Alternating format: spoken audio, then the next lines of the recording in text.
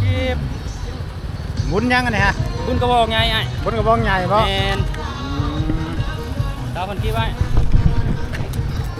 นะเดินทางมาฮอดแล้วเด้อนี่ป่ะข้าวนี้ได้เนาะเดินทางมาฮอดจนได้นะได้เลยจ้ะงมๆเท่าๆไปนี่ก็เจ้าว่าอะไรติดป้ายรถยังไง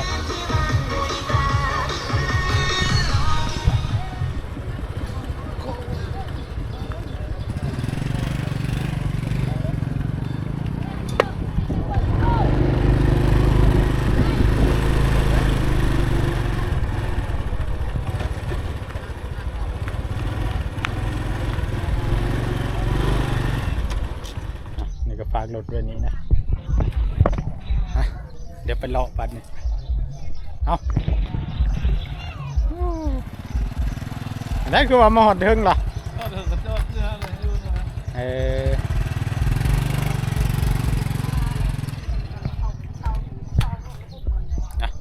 รู้สึกว่าคนมาลายเด้อทุกคนนะนี่ก็เดี๋ยวจะหน่อยเขาไปหลอกอยู่ไหน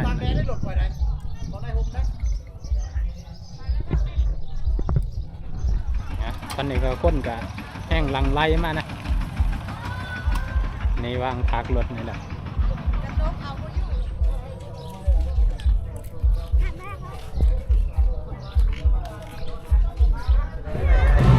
วันหน้าจะตามพวกคุณบริสุทธิ์ของคนของเราไว้อาจจะได้เราไปวังมิเราว่าจะได้ไม่วังมินะต้องไม่ถูกเราทำอันทุกอย่างเราทำอะไรที่บอกให้เข้าได้ไปต่างวันจะไปเดิม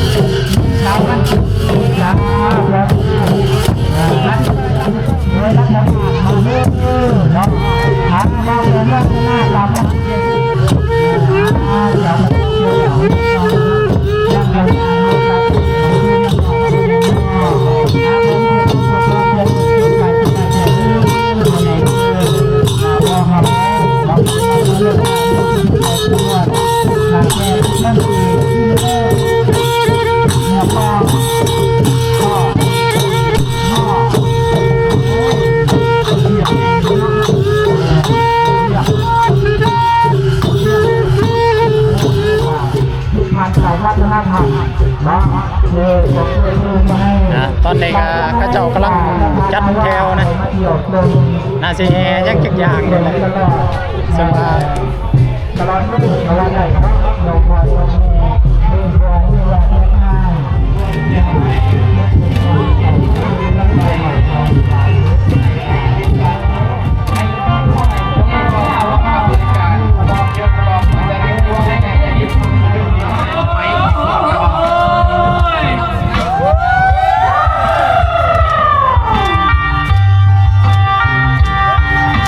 ยกยีกับตะบนป่วยตะบนดาวกลางใช้ได้สละ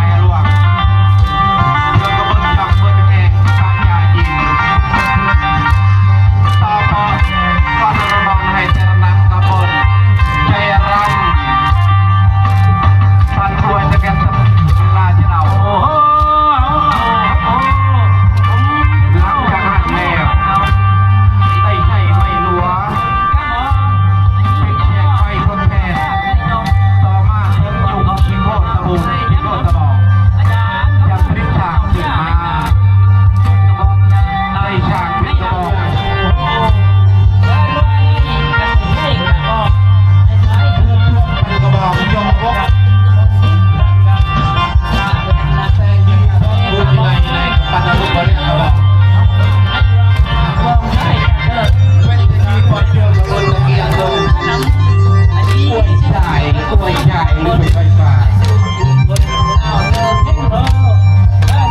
มันเป็นสีชันเลยหลากหลายเพลงร้องได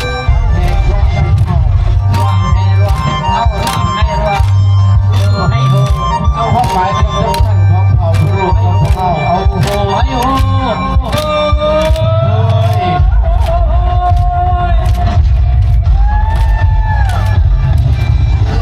ได้จะที่ดินตั้งอยู่ใน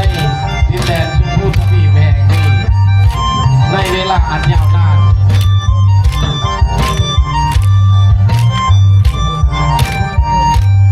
จะเป็นพี่น้องอย่างสองขอเล่าเอารู้มึงนี่แน่เวลาเสียงเบิดแล้วพอ ตอนนี้ก็ออกมานอกเลยทุกคนนะมาหาเลาะแน่มาก็เจอทีมงานนี่แหละในผ่านเพิ่นสบายดีป้าทุก สบายดีทุกคน โอ้แน่นอนเนาะเดี๋ยวมาแต่งตัวรอแทบมาเนี่ย เออ โอ้ ก็รอนิดหน่อยนึงนะ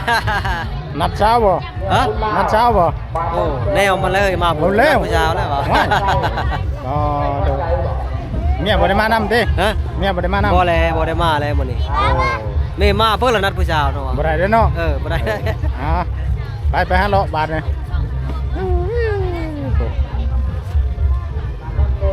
ส่วนไล่ก็บ่มีหยังดอกทุกคนมาบุญมานี่ฮะมีแต่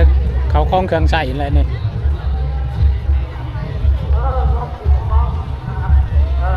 นี่ออกมาส่วนนอกก็สิประมาณนี้แหละทุกคนนะ สาวลำสาวรวย แต่เขาเจ้าเฮ็ดงามนะเป็นนำไหลลงมาแต่ถึง โอ้เป็นโอโบของใจเตลูกเตลานนี่โอ้ยเนี่ยพิพิธภัณฑ์บ้านน้องแกโดยบ้านเอาโบโฆษณาสาวพันธีสาภรรยาของประธานต้นเผาเนาะพ่อใหญ่เบิ้ลวังกุตลาที่ปรึกษาอบจที่ปรึกษามีแห้งความเจ็บยาได้ความไข้ได้มีที่ใจโยกปัญหาสุขภาพลาเอกอขาดคุณได้มาคุณได้มาสอบเก่งอะไรที่สบายผมเป็นผู้ได้ทั้งนั้นสาวพันธีสาธุ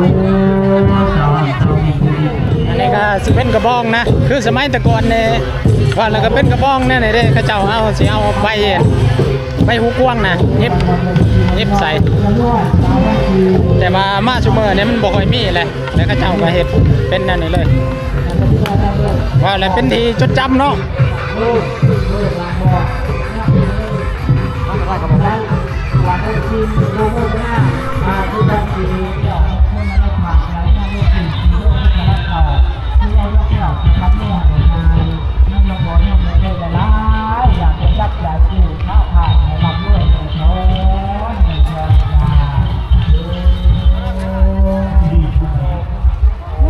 ถือว่าคนมาลายได้จากตัวสารทิศเลยแหละมา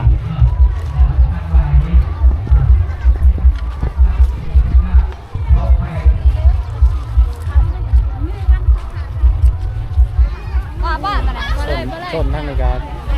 กระเจ้าไข่เกลืองไข่กองนะถือว่าครบหมดเลย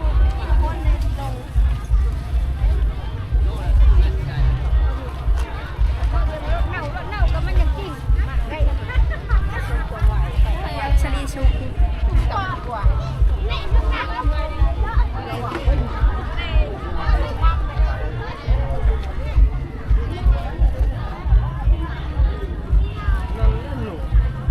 ่จะลูกพ่อไม่ลูกแม่ยังตาไปยัง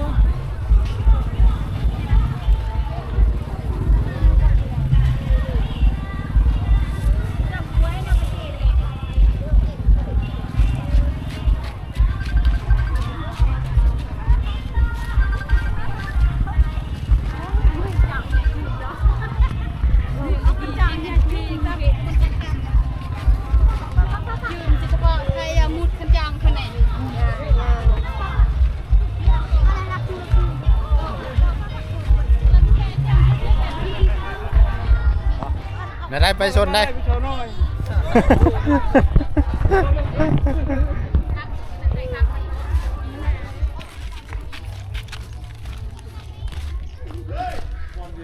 โอ้อันนี้ ใส่เขาติดอันนี้บ่ ไม่ละไม่ละติดหน้าคอม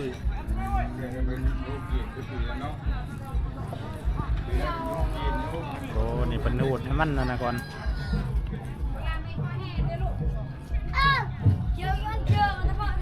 เดี๋ยวตอนนี้เข้าเจ้ากำลังเดินทางไปพุ่นนะแล้วก็เดี๋ยวสิไปตั้งตั้งแต่โซนบ้าน ไปตั้งอยู่โซนบ้านแล้วก็แห่เข้าวัดทุกคนนะตามประเพณีเพิ่นนะ นะมื้อนี้ก็พากันมานั่งกินข้าวอยู่นี่เด้ ผมมีไม้รุ่นนั้น คือไปเยอะแต่กลุ่ม ไปบอกไปผมไม้นะแต่ของเน็ตเอวนะผมไม้เลยนะมาแล้วก็มากันเลยนะเอาอะไรกินก่อนเดี๋ยวจะไป ก่อนพี่บอกเมื่อเร่งเมื่อบ้าน ฮะ เมื่อเร่งนอนพี่บ่ ยังไม่ไปเลย มานี่ก็เจอทีมงานหูจักกันนะแล้วก็พากันกินข้าวอยู่นี่ก่อนเดี๋ยวสิได้เลาะไปได้บัดนี่เดี๋ยวไปเบิ่งก่อนทุกคนว่าเพิ่นเฮ็ดแนวใดนะเพราะพวกคนหลั่งไหลไปพูดเลยนะว่าดอกเมียเป็นคนถือบ่ บ่เฮาเป็นคนถือ ผู้นี้มีเป็นผู้สร้างจ่ายเลยถือมีสิทธิ์ถือซื่อๆแต่บ่มีสิทธิ์จ่าย ว่าอะไรเป็นลูกน้องเขาละง่ายๆก็สรุปแล้ว สรุปแล้ว เลยตัวบ่ เพราะนี่คือน้ำคอยน้ำลาวนี่ จับไว้65 3บาทของเจ้าบ่ถูกของไป สามัน 3มัน นี่นะ นี่1 2 3 ไม่ไร65 35 นั่น แต่นี่นะพันละ35นี่มี ไหนสบายดีโอ้โห สบายดี นั่นเลยคือเห็นผู้สาวแบบ อันนี้ได้ ฮักก็ได้ออกซ่องเบาไก่นี่ได้รอบจักปีเหรอ โอ้ยเฮิงเลยโยพาไปปีนผู้จนเกือบบ่รอดโว้ยบ่ได้ไปไกลเพิ่นเลยแค่เดียว ไปเธอเดียวลาบ ไปแค่เดียวลาเลย เนาะคณะบ่ได้สิพาไปหาผู้สาวบัดนี้ เอาก็โอ้ยไปแล้วคันนั้นน่ะเด้อใครแหน่อันนี้เพิ่นพาไปปีนผู้อ่ะโอ้ยจังมันบ่ได้ถือกับใจว่า แนวถามเพิ่นมักแบบใดมักแบบโหดๆบ่จัดไปเนาะ โหดเกิน คันเอาไปรอบหน้าเลยพาไปหาผู้สาวบัดนี้ นั่น พา มัน ไป พา หาแล้วขึ้นผู้นะ อันน่ะได้มาผู้เดียวบ่หรือน่ะได้ มากับผู้จัดการส่วนตัว มีผู้จัดการมานำ แม่นผู้ถ่ายทั้งคุณ เอานี่ทีมงานกันเดี๋ยวจะหน่อยจังเลาะไปพูดนะพากันพักผ่อนก่อนทุกคนตอนนี้ก็เป็นช่วงต้นบ่ายทุกคนนะกระเจ้าก็มาตั้งพิธีกรรมอยู่นี่เลยทุกคนนะแต่ก็เดี๋ยวสิได้แห่กระบ้องใหญ่นี่เขาไปวัดพุ่นละ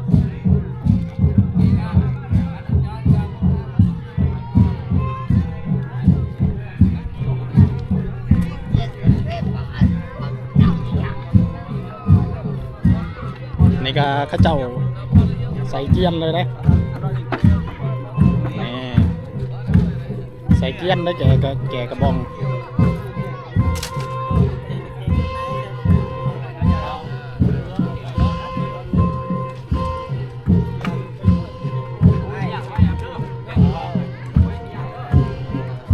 เดินทางบาทนี่ไปแล้วนี่บันแห่เขาไปบ้านเลยทุกคน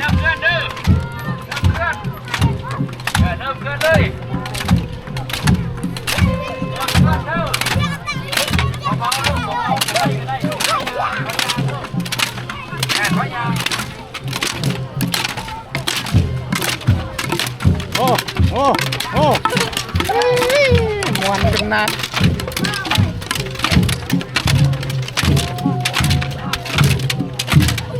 เบิ่งได้สักตีนเจ้าของไง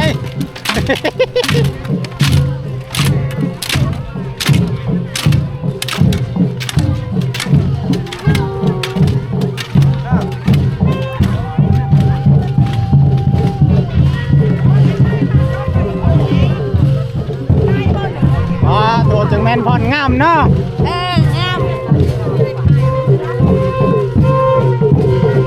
โอ้ยพรงามกระดอกอันซ่อน